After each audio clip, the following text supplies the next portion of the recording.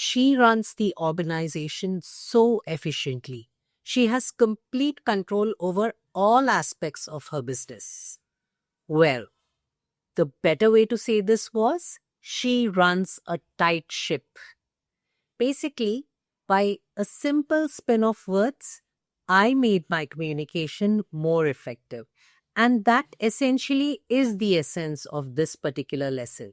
If you want to speak like this with more efficient choice of words and definitely something that will impress your audience, at the same time give the necessary boost to your confidence, then this lesson is for you. Let's go. In the professional world, we are often lost in the maze of words. Rambling on, saying too much or saying too little seems to be the order of the day. Often we confuse our audience with the core message simply because we did not choose the right words to express our thoughts. Let's learn some impressive business English phrases which definitely we should add to our vocabulary, enrich our vocabulary, and this will exactly set you apart from the rest. While the typical conversations, don't really attract attention or, get the necessary focus or probably even the reaction or receptiveness that you're seeking, the right choice of words will surely get the message across, and also it will help you get the right reaction or response that you're seeking. So let's understand these impressive business English phrases and yes, quickly incorporate them. First up, we have red tape. Well, the significance of this phrase originates from the red tape or the red cloth tape which binds official documents. If you see, official documents are often sealed or bound together by a red cloth tape. And this is the origin of this phrase. Red tape essentially means something which is lost or delayed due to bureaucracy, possibly procedural delays or policies, rules, which tend to, slow down the process or actually, it results in possibly slowing down the pace of necessary outcomes. So, for instance, if you're looking at a merger going through quickly, your sentence could be, the merger was delayed simply because of government red tape. Here it implies that the government procedural delays resulted in the delay in merger. Silver bullet. Impressive as it sounds, it's a term associated with magical solution or a perfect solution to a seemingly complex situation. Let's take an example. In the digital world, if you're seeking transformation in business through digital resources, then the only silver bullet is consistent efforts. While it may seem like everything will work wonders just by being on digital platforms, that's not how it works. It takes consistent efforts to achieve success in your business despite being a part of the digital world. So consistent efforts, the only silver bullet for digital transformation of businesses. The smoking gun. Impressive as it sounds, it is the term used for hardcore evidence when you're trying to accuse someone of something. So imagine there is a smoking gun, which means that a bullet was definitely fired from it. That makes it hardcore evidence. Take the case of, the opposition constantly accusing the ruling party, in our political realm. Where is the smoking gun? You need hardcore evidence to actually point fingers. So smoking gun definitely refers to hardcore evidence, which typically investigators, cops, all of them are constantly seeking so that they can nail the culprits. Move the needle.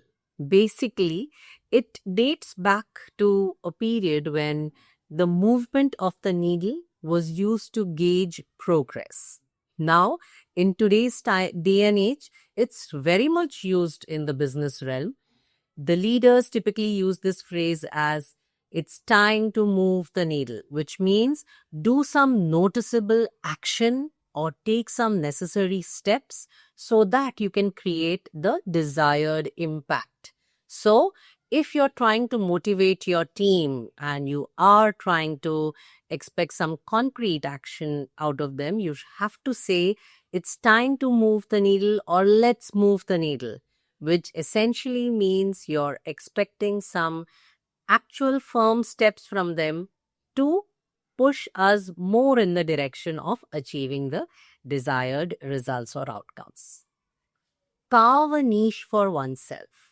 To carve a niche for oneself means create a specific, mark or create something which is unique about you, which makes you stand out from the rest.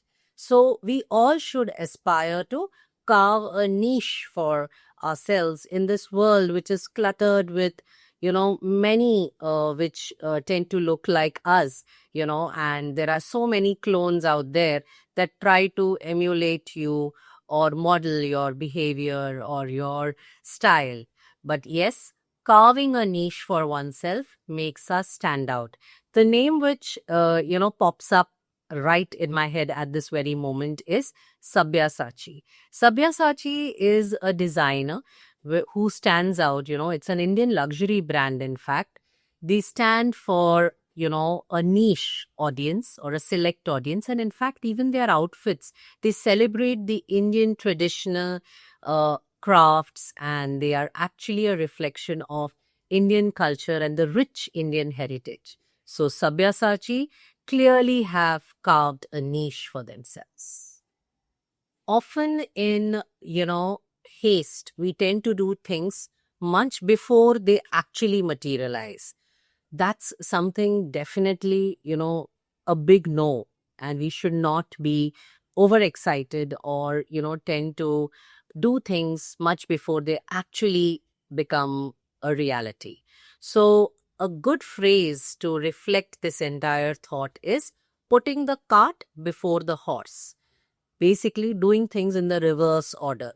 If we put the cart before the horse, obviously there will be no progress. It tends to stall things, delay things, in fact, derail things even. So, never do things in the reverse order. Take your time, build your resources, and definitely gear up and do things at the right time. Never put the cart before the horse. If one of the thoughts you want to express to your audience is that you are making great progress in a particular direction, or you are, going all guns blazing. So going all guns blazing is definitely good. You could also say we are making great strides into.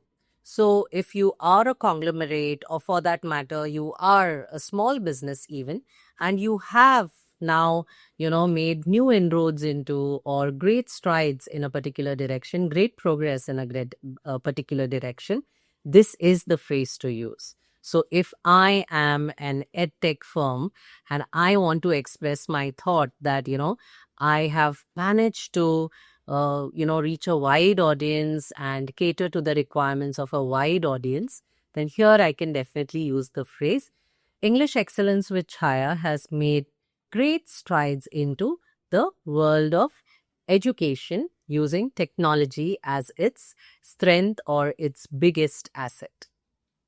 I am the owner's daughter, and naturally I feel entitled to the position of CEO when I step in and take over the, reins and decide that, okay, I'm going to lead the show now. But it doesn't work that way.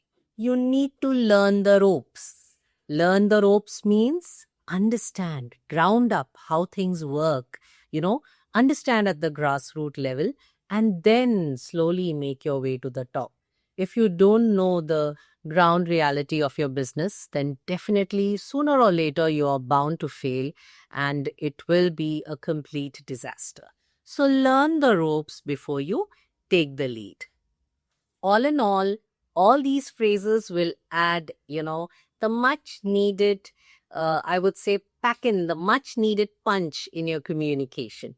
So go ahead, learn them and apply them, and try sentences in our comment section. I would be happy to review them.